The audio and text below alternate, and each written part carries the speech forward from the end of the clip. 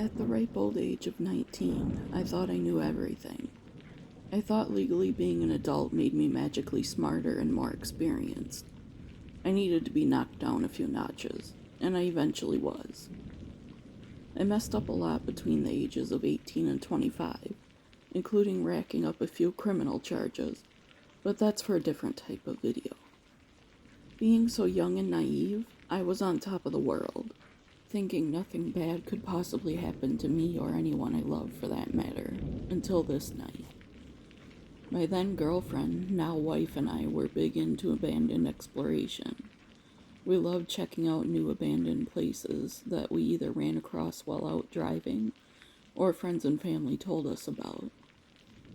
This particular day, we had been told about an abandoned hospital about an hour away, so we had to make a few last-minute preparations, like getting someone to take our dog for us until really late that night or early the following morning. We hit the road about 3 p.m., arriving about 4:30, because we stopped for a late lunch or early dinner, whichever way you look at it. The hospital was said to be an abandoned psychiatric hospital left completely full of equipment and paperwork in the 80s and never used again. At the time, we didn't know that it's also known to be haunted. Many locals have claimed to see figures in the windows when driving by, hearing voices, door slams, and much more inside as well. We were going in thinking it was just an abandoned explorer, so we didn't have any of our paranormal equipment with, like EMF readers or anything. We also underestimated just how old and dilapidated this place was, and we weren't dressed nearly safe enough. Once we arrived, we did a quick walkthrough to make sure no one was hanging around before it got dark out.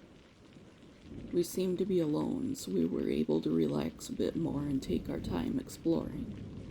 We always each carried our best camera and lens, and a bag with essentials like water, snacks, extra camera and phone batteries, flashlights, etc. We thought we were well prepared. "This place is a mess," I said. "Yeah, I think it's actually the worst we've been in," Jamie replied. We decided to take some photos and video footage of the first floor reception area, because it looked so eerie being so empty and run down, where it once was probably full of nurses and staff running around, and the sounds of phones ringing and more. As I was getting some close-ups of the nurses' station, Jamie yelled, "Mark, did you hear that?" "No, I didn't hear anything. You know how I get when I'm taking still shots," I replied. Photography was another one of my passions. It was something I've been interested in since I was a child. "There's someone upstairs, or something fell," she said. "It was right above where I was standing, and it was loud." "I'll go check it out," I said. "We'll go together. If there's someone up there, there's safety in numbers," she said. I knew she was going to say that. We carefully headed upstairs to make sure there wasn't anyone up there that could potentially cause a problem. On the way up, I heard what she was talking about. There was a loud thud followed almost by shorter, quieter thuds. I paused for a few seconds to see if I could hear talking or whispering, but there was none. And that's where things started to go wrong. As soon as we got up the stairs and through the door, we instantly regretted coming upstairs. We both got some kind of water sludge dumped on us when we opened the door and walked through. "Oh, gross," Jamie yelled. "That's got to be full of health and wellness," I said, trying to help dry her off. "Okay, lesson learned. Next time a change of clothes," said Jamie. "We have those towels down in the car from when we were going to go to the beach. We can grab those when we go down," I reminded her. Not knowing where the noise came from, we cautiously peered into rooms, half expecting someone to jump out. No one did. We were seemingly alone. However, as Jamie walked ahead of me against my protest, a ball came flying into the hallway from one of the kids' psych rooms. It gave us such a scare, we both jumped backwards and let out a scream. When Jamie jumped backwards, she hit a weak spot in the floor. The next thing I knew, she was screaming, "Mark, I'm going to fall all the way through." I rushed over. She was hanging with her right leg all the way through the floorboard up to her pelvic bone. The floor kept chipping away underneath her, and I felt helpless.